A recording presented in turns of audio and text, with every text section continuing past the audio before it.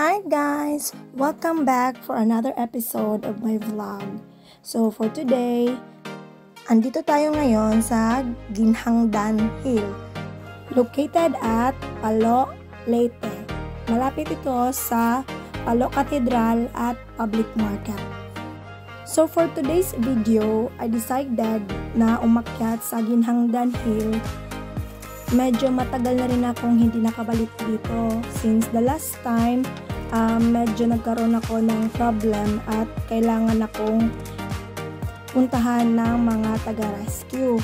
So for today, nag-dare lang talaga ako, nagbabaka sakali na makaya ko umakyat doon sa pinakataas kung saan yung crucifix. So itong lugar na to, pinupuntahan talaga to ng mga tao, especially Holy Week.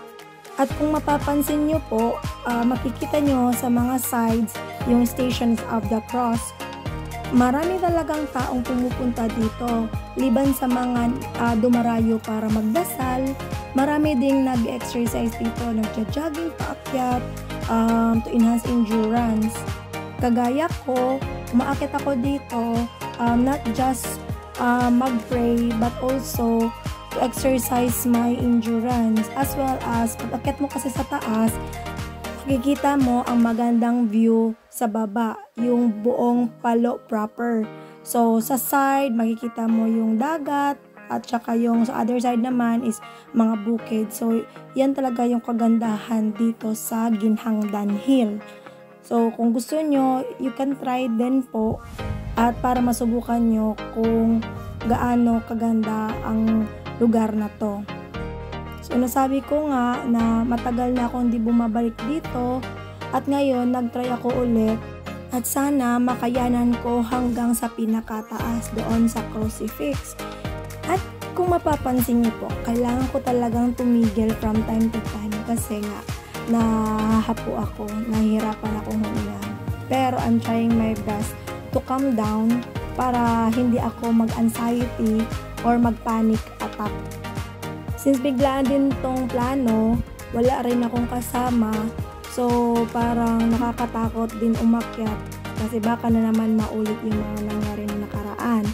But despite that, sinubukan ko talagang kayanin para naman makaakyat pa ulit ako dito, or kung meron pa akong ibang bundok na gustong akyatin, parang exercise ka na din ito. So kung mapapansin niyo po, yan, tumigil muna ako dyan kasi ang nagagandahan ako doon sa statue. So this time, malapit na tayo sa taas, sa pinakataas po, at makikita na natin yung crucifix dito pa lang. So nagandahan din ako doon sa papalubog na araw. So ito yung magandang view na sinasabi ko sa inyo. At ito rin ang dahilan kung bakit maraming tao na panay ang balik dito. At araw-araw maraming pumupunta dito. Especially sa hapon pag malapit nang lumubog ang araw kasi ang ganda ng sunset dito. Kasi nakikita mo yung bundok, lalo na pag maaraw ang panahon. Hirap man akong umakyat, pero at least sinubukan ko talaga yung best ko para makita ko itong crucifix ulit. At na-miss ko talaga mamasyal dito. Since dito, makakaramdam ka talaga ng peace, serenity, at ang ganda ng hangin. At masasabi mong sulit talaga yung effort mo sa pag-akyat. So kung titingnan mo, ito yung other side kung saan yung papalubog na araw. Maganda talaga siyang tingnan. See, kailangan ko munang i-adjust yung lighting para makita ninyo kung gaano kaganda yung view dito sa taas. Sa mga oras na to, malapit na kasing mag 6 o'clock PM. So, marami nang nagsibabaan at konti na lang yung mga nakasama ko dyan sa taas na tumatambay at nag-exercise.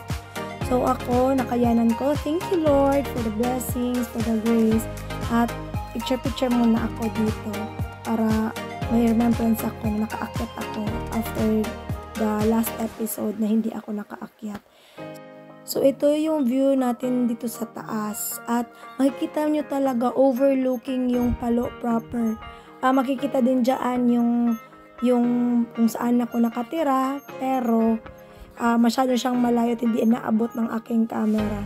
So ngayon, di na ako nagtagal since ako na lang mag-isa yung naiwan doon at natatakot din ako mag-isa doon. So kailangan ko nang bumaba. Pero for sure, hindi ako yung huling aakyat kasi nga meron pa namang araw. So most probably, marami pang aakyat kasi patapos na yung work. So, yung mga tao na gustong umakyat, mga estudyante, yun talaga yung gusto nilang puntahan araw-araw. Yung mga malalapit lang na mga tao na nakatira dito sa Palo, Leyte.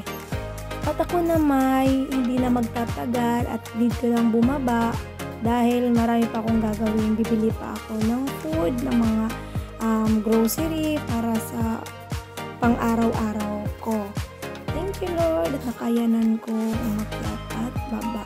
So, sa pagbaba, okay na, hindi na nakapagod kasi mabilis lang. Only that, kailangan mo pa ding mag-ingat.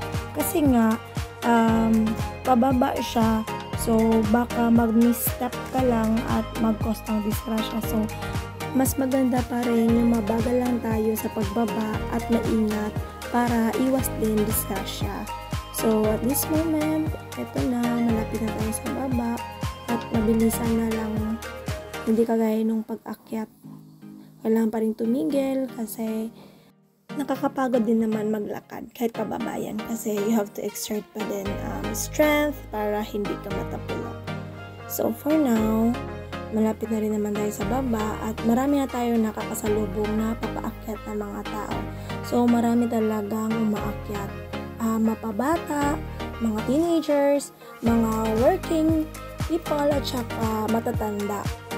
I remember pa nga, may senior citizen ako, nakasabayan siya pa talaga yung tumulong sa akin nung na-rescue ako last time.